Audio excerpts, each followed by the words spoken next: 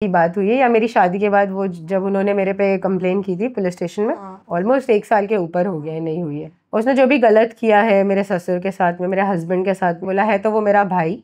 अभी तो मैं मास्टर्स का, मैं अपने आप को ऐसा देखती थी कि मुझे ना कुछ बनना है।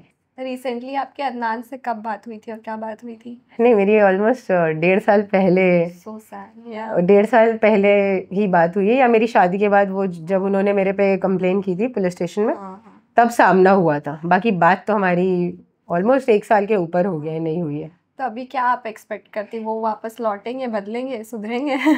देखो, इंसान बदले या ना बदले, लेकिन उसको अगर उसने कुछ गलती की है तो उस चीज़ का एहसास होना चाहिए। अनटिल एंड अनलेस वो एहसास होगा, चीज़ें मतलब ठीक नहीं हो सकती।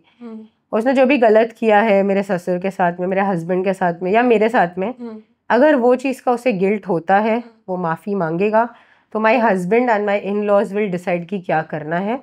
बिकॉज एट दी एंड है तो, जैसे मैंने आपको पहले बोला, है तो वो मेरा भाई, बट वही होता है कि अगर आप गलती मान लो, अपनी चीज़ों को लेट गो कर लो, बिकॉज कभी कभी ना इंसान का ईगो क्लैश हो जाता है, स्पेशली लड़कों में ज्यादा बहुत ज्यादा होता है। एक लड़की या एक औरत होती है ना, उसका दिल है ना बहुत मोम होता है, मतलब कि वो बोलती नहीं जाने दो, बेचारा बेचारा। तो प्रॉपर्टी के लिए भी कैसी कैसी चीजें बहुत बहुत, तो उस वजह से मतलब मेरा तो यही है कि if it ends at a good note, अगर वो अपनी गलती मानते हैं, माफी मांग लेते हैं या चीजें होती हैं, तो my husband and my in laws will decide कि क्या करना है। बाकी देखते हैं अभी क्या होगा, बिकॉज अभी तक तो ऐसा कुछ हुआ नहीं है कि वो, बिकॉज वही मेल ईगो आ जाता है।